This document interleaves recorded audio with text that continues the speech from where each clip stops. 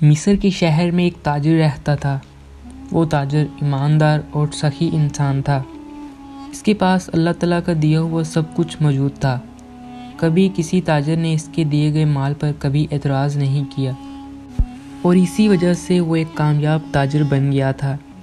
ایک دفعہ وہ تاجر اپنے قافلے کے ساتھ ایک قبیلے سے گزرا، چونکہ غزہ سے مصر شہر جانے والا راستہ اسی قبیلے سے گزر کر جاتا تھا۔ وہ اپنے قافلے کے ساتھ اس قبیلے سے گزر رہا تھا تو اچانک اس کی نظر ایک لڑکی پر پڑی۔ وہ لڑکی کا نام بسمہ تھا۔ وہ لڑکی بہت ہی خوبصورت، انتہا کی حسین و جمیل تھی، اور تاجر اس لڑکی سے ملنے کے لیے تڑپنے لگا، اور اس نے اپنے قافلے کو اسی جگہ قبیلے کے ساتھ ایک وادی میں پڑاؤ کرنے کا حکم دیا۔ تاجروں نے رات گزارنے کے لیے اپنے خیمے لگانا شروع کر دیے۔ اتنے میں اس تاجر کا بھی خیمہ تیار ہونے لگا تو یہ تاجر اپنے گھوڑے پر سوار ہو کر اس قبیلے میں پہنچ گیا اور اس لڑکی کے بارے میں پوچھا۔ لوگوں نے اس لڑکی کا نام بسمہ بتایا اور کہا فلاں کونے پر اس کا گھر ہے۔ لہٰذا انہوں نے مسکراہٹ کے ساتھ اس تاجر کو اس کے خیمے تک بھیج دیا جس میں بسمہ رہتی تھی۔ وہ بسمہ کے خیمے کے اندر پہنچا۔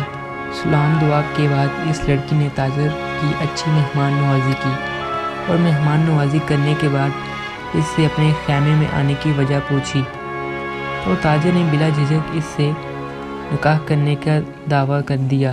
یہ سن کر وہ لڑکی بھی مسکرانے لگی اور کہا تم جیسے کئی آئے اور کئی چلے گئے، لیکن میں نے کسی کے ساتھ شادی نہیں کی۔ ٹھیک ہے، تم مجھ سے نکاح کرنے کی خواہش کا اظہار کرتے رہو، لیکن میری ایک شرط ہے جو تمہیں ماننی پڑے گی۔ تاجر نے کہا کون سی شرط؟ میں نے بتایا۔ تاجر نے کہا تم اپنی شرط بتاؤ، دیکھتے ہیں کہ میں تیری شرط پوری کر سکتا ہوں یا نہیں۔ اس لڑکی نے کہا جیسا کہ تم نے ہمارے قبیلے کی خواتین اور مرد کام کرنے کے لیے دوسری جگہ جاتے ہیں، اگر تم ان کی 2 وقت کی روٹی کا بندوبست کر دو تو میں تم سے شادی کرنے کے لیے تیار ہو جاؤں گی۔ اور کہا اگر تم اس قبیلے کے ساتھ بازار بنا دو اور اس بازار کو آباد کرنے کے لیے دور دراز سے تاجر لے آؤ تو میں تم سے شادی کرنے کے لیے تیار ہو جاؤں گی۔ یہ خبر سن کر تاجر تھوڑی دیر سوچ میں پڑ گیا تو اتنے میں بسمہ نامی لڑکی نے کہا میں جانتی تھی کہ تم میری شرط پوری نہیں کر سکتے، لہٰذا تم جا سکتے ہو۔ تو اتنے میں وہ تاجر وہاں سے چلا گیا، لیکن لڑکی نے پھر بھی اس کی بات پر یقین نہ آیا۔ وقت گزرتا جا رہا تھا۔ کچھ دنوں کے بعد وہاں دکانیں بننا شروع ہو گئیں، اور دیکھتے ہی دیکھتے 1 مہینے کے اندر اس تاجر نے ایسا بازار بنا دیا جو کہ مصر کے شہر کا سب سے بڑا بازار بن گیا تھا۔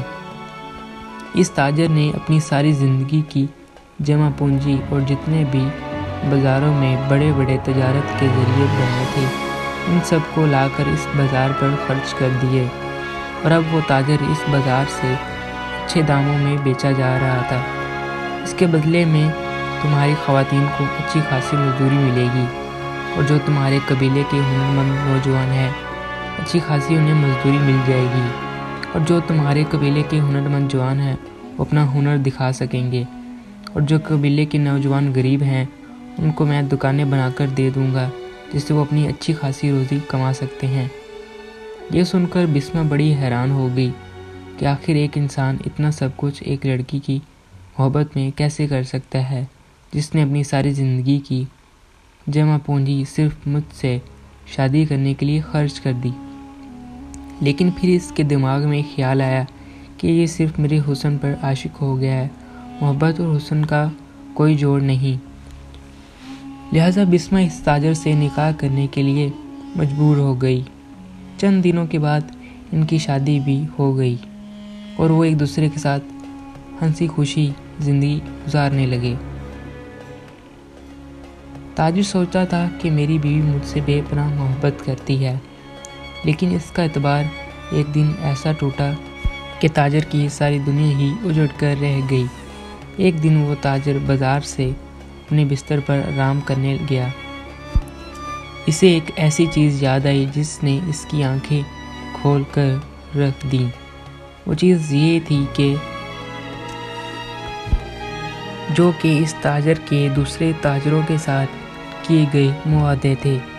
وہ تاجر اسی وقت بستر سے اٹھا اور اس کمرے میں تلاشی کرنے لگا کہ میں نے اپنی بیوی کو وہ دستاویزات دیے تھے، اس نے کہاں رکھے ہیں۔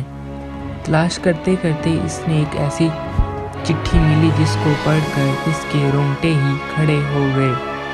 بیوی کو اس کے اپنے پرانے عاشق کی طرف سے لکھی گئی چٹھی، جو کہ اس ملازمہ نے لا کر رکھی تھی، جو کہ اس ملازمہ کی بیوی کے قاصد کا کام کرتی تھی، لیکن اپنی ساری زندگی کی جمع پونجی بغیر اپنا نقصان دیکھے لگا دی، لیکن پھر بھی میں نے اس کی محبت کو نہیں حاصل کر پایا۔ چند دنوں کے بعد سلطان صلاح الدین ایوبی رحمۃ اللہ علیہ کا قافلہ اسی بازار سے گزرا تو سلطان صلاح الدین ایوبی رحمۃ اللہ علیہ نے اس تاجر کو اتنا اداس دیکھا تو یہ سوال پوچھنے پر مجبور ہو گئے کہ جس انسان کی وجہ سے اس بازار میں اتنی رونق تھی، آج وہ اداس چہرے کے ساتھ کیوں بیٹھا ہے؟ وہ تاجر اور سلطان ایک دوسرے کو جانتے تھے، اور سلطان صلاح الدین ایوبی رحمۃ اللہ علیہ نے وہ چٹھی پڑھی تو اس میں لکھا تھا، میں تمہیں اپنے شوہر کو اپنے کن مندی سے اپنی ساری زندگی کی جمع پونجی اس بازار پر لگانے میں کامیاب ہو گئی ہوں، اور اب تمہارے شوہر اپنی ساری زندگی کی جمع پونجی لگا کر وہاں پر پھنس چکا ہے۔ ہم اس قبیلے کو ہمیشہ ہمیشہ کے لیے چھوڑ کر چلے جائیں گے۔ اور اس میں اس کے نیچے عاشق کا نام بھی لکھا تھا جو اس تاجر کی بیوی کے ساتھ محبت کرتا تھا۔ سلطان صلاح الدین ایوبی رحمۃ اللہ علیہ نے چٹھی پڑھی تو سلطان صلاح الدین ایوبی رحمۃ اللہ علیہ نے اس کو ایک دکان کے اندر لے گئے اور ایک ایسی تحریر لکھی۔ اس تحریر لکھنے کے بعد اس تاجر کو کہا کہ اپنی ملازمہ اور اپنی بیوی کو یہ معلوم ہوئے بغیر کہ تم نے چٹھی بدل دی، اور کہا کہ اس چٹھی کی جگہ یہ چٹھی رکھ دینا، اس چٹھی سے حاصل کر لو گے۔